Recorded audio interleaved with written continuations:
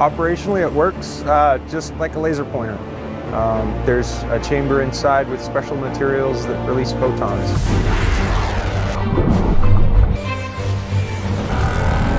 Two apocalyptic weapons of mass destruction, the blisteringly fast hypersonic missiles and the razor-sharp laser weapons, hold the fate of the world in their devastating grip.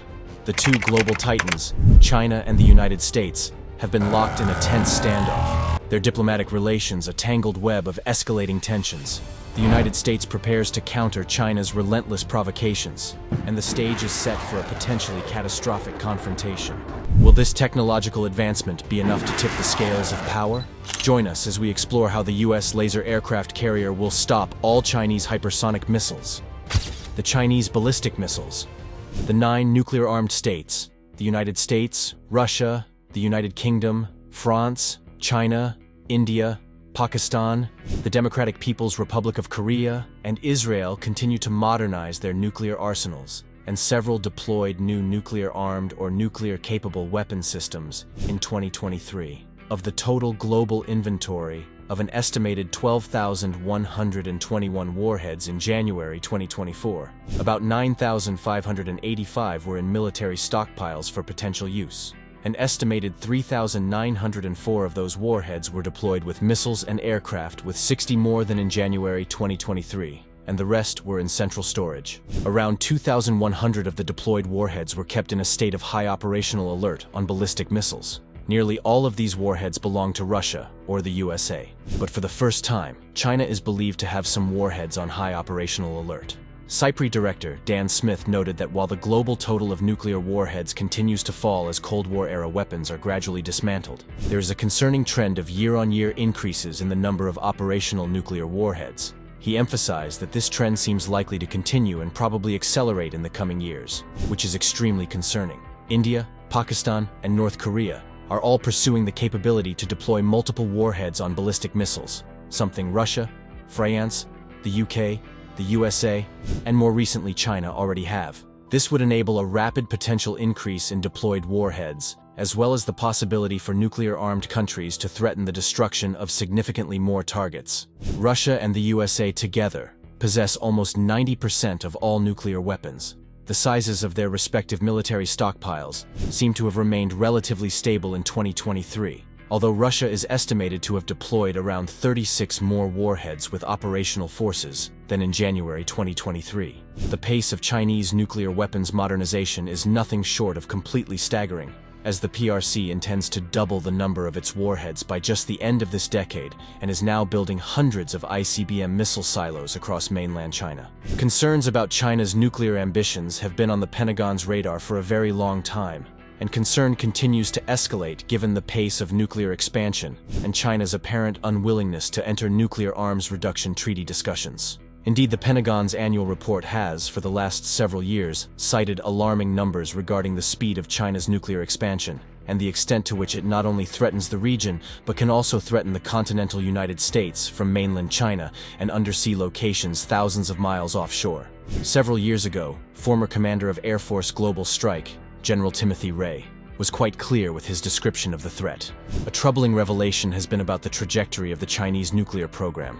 General Timothy Ray, then commander of Air Force Global Strike Command, informed reporters at the 2021 Air Force Association Symposium that the Chinese have plans to at least double their arsenal by the end of the decade, departing from what has been known as a minimalist theory.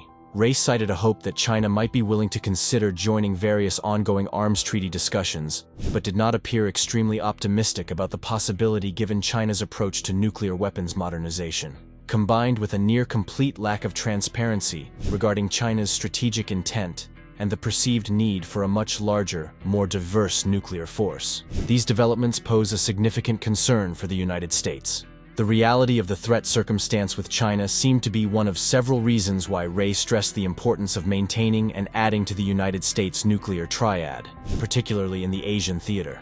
The Pentagon's 2021 report on China cites 3 nuclear ballistic missiles capable of hitting the United States mainland directly from China. The report, titled Military and Security Development regarding the People's Republic of China, specifies that China's CSS-4, Mod 2, and Mod 3 missiles have a range of 13,000 kilometers, enabling them to reach the United States mainland. 2 other nuclear missiles cited in the report can also reach the United States from China, the DF-41 and CSS-10 Mod 2, able to reach 12,000 kilometers and 11,200 kilometers respectively.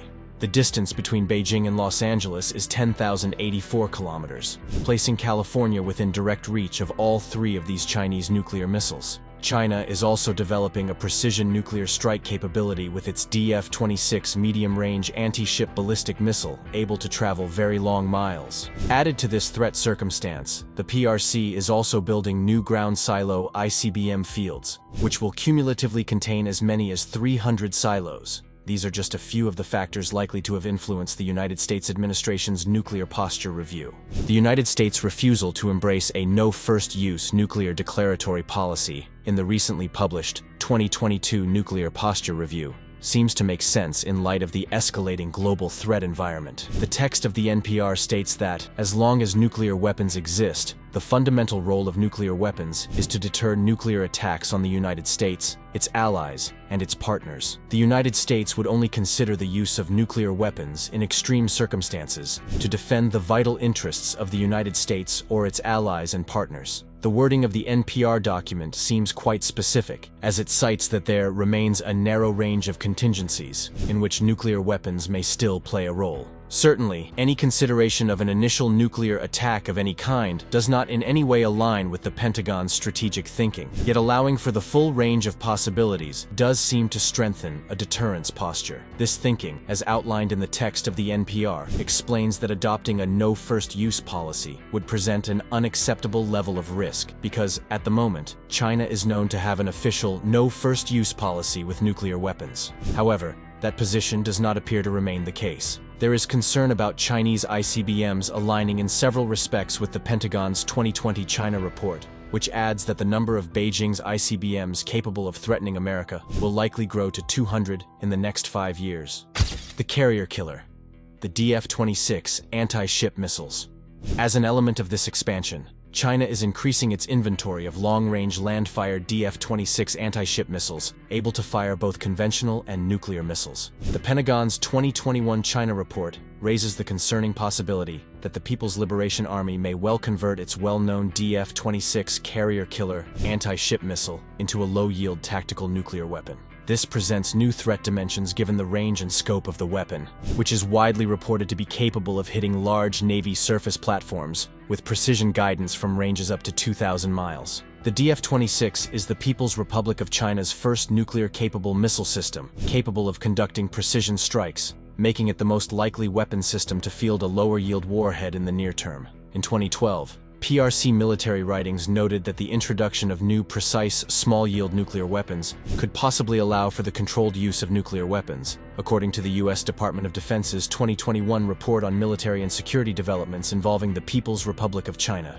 Discussion about the prospect of any kind of limited or targeted nuclear engagement using tactical, lower-yield weapons has received much attention in recent years, following Russia's violation of the INF Treaty and pursuit of low-yield nuclear weapons. These developments generated significant concern at the Pentagon and were likely part of the rationale for the Trump administration's 2018 Nuclear Posture Review. The Pentagon's 2022 China report confirms that indeed, China is developing a nuclear-capable DF-26. The multi-role DF-26 is designed to rapidly swap conventional and nuclear warheads and is capable of conducting precision land attack and anti-ship strikes in the Western Pacific, the Indian Ocean, and the South China Sea from mainland China, the report states. The China Aerospace Science and Technology Corporation began developing the DF-26 sometime before 2010, when the United States Department of Defense first disclosed a Chinese effort to acquire conventional IRBMs. In 2012, photos of the system's launcher began to circulate among Chinese sources.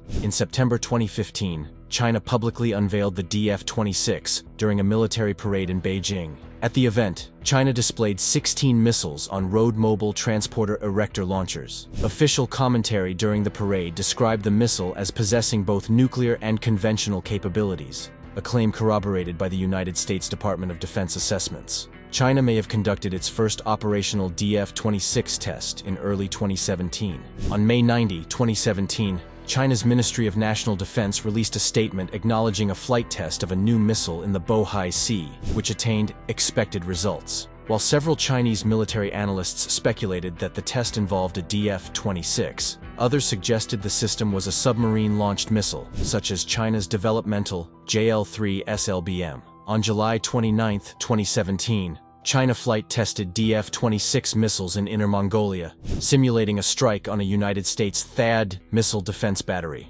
There's more where the carrier killer came from.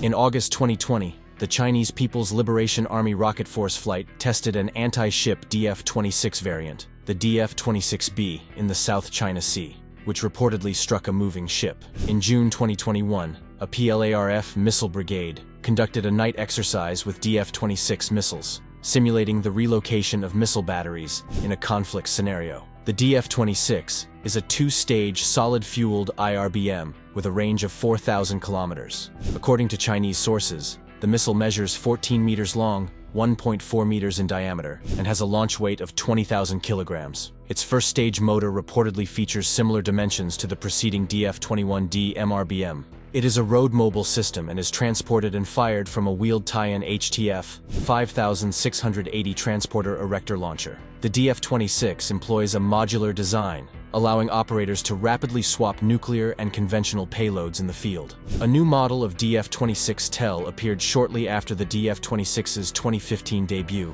with a hinged, separate warhead cover, potentially to facilitate warhead loading operations. These payloads are typically housed in a finned, biconic maneuvering re-entry vehicle, similar to the warheads featured on China's DF-15B, DF-21CD, and DF-16 missiles. The missile's guidance system remains unknown, and analysts estimate the missile's accuracy at 150 to 450 meters circular error probable. The DF-26's anti-shipping variant, informally designated the DF-26B, likely features an active terminal seeker to engage moving targets. The PLA rocket force began deploying the DF-26 in 2016, and, as of 2020, is thought to field roughly 200 to 350 IRBM launchers, including the DF-26. Each DF-26 brigade may feature 12 to 18 launchers, and various estimates place the quantity of DF-26 launchers between 80 and 100 in 2020. According to several estimates, the PLARF operated at least one DF-26 brigade in 2016.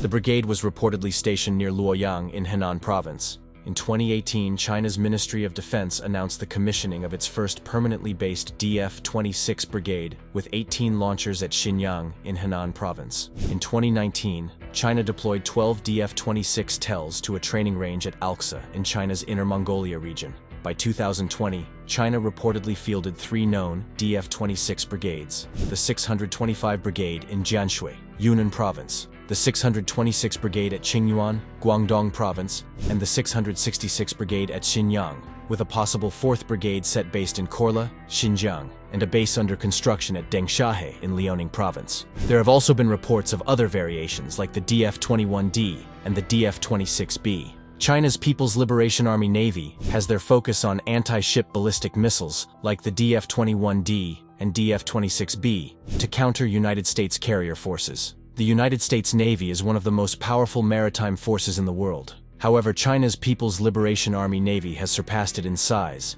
and Beijing will likely use it to increase its presence in the region and beyond. At issue, however, is the fact that the United States Navy maintains 11 nuclear-powered aircraft carriers, as well as 9 amphibious assault ships, which are used to maintain force projection around the globe.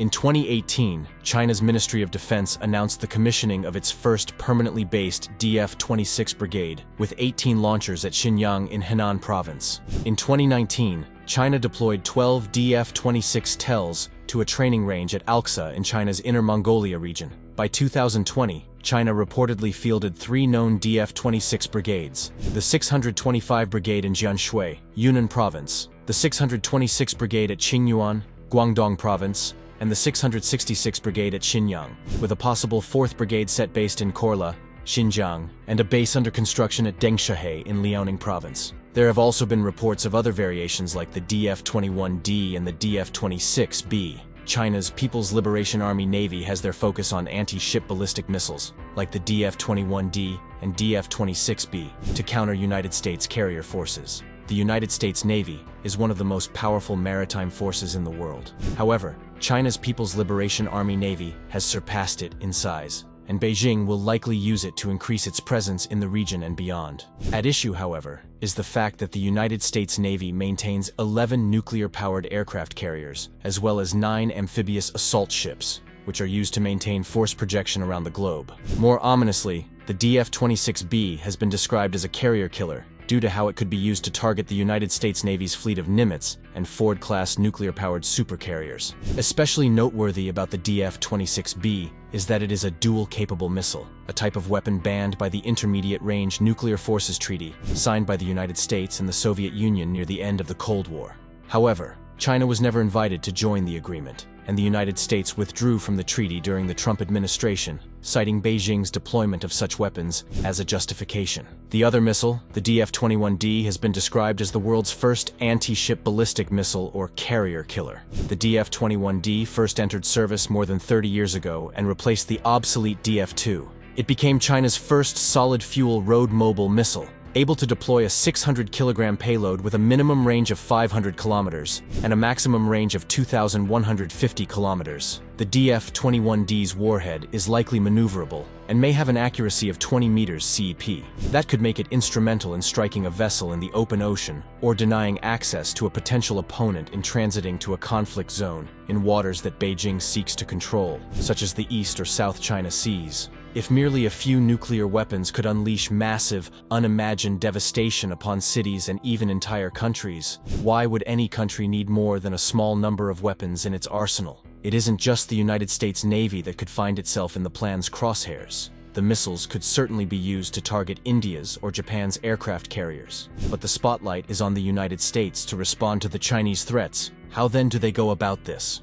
The Meteor project.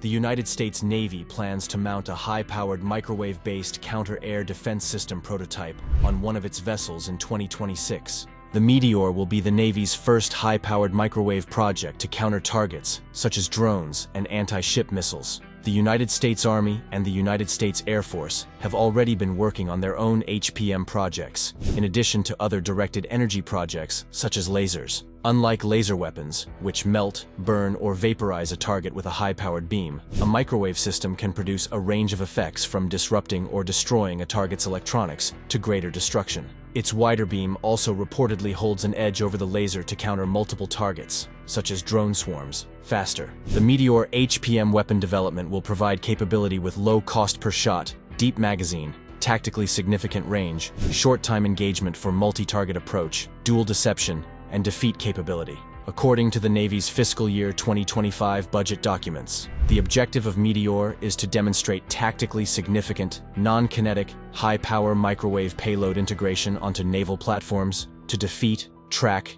engage, and assess operational threats while assessing integrated sensors and weapon control options. Potential deployment is being considered for a range of theaters, including the Indo-Pacific, to counter China's anti-missile capability, the Red Sea, and the Indian Ocean, where the Houthis have launched multiple drone and anti-ship cruise missile strikes at merchant ships. The United States Navy's Office of Naval Research has been leading the DEW effort, which it explains are defined as electromagnetic systems, capable of converting chemical or electrical energy to radiated energy and focusing it on a target, defeats, or destroys an adversarial capability. Navy DEWs include systems that use high-energy lasers that emit photons and high-power microwaves that release radio frequency waves. The service could use DEWs for power projection and integrated defense missions. High-power microwaves are one type of DW, and these could create beams of electromagnetic energy over a broad spectrum of radio and microwave frequencies with the intent of coupling and interacting with electronics within targeted systems,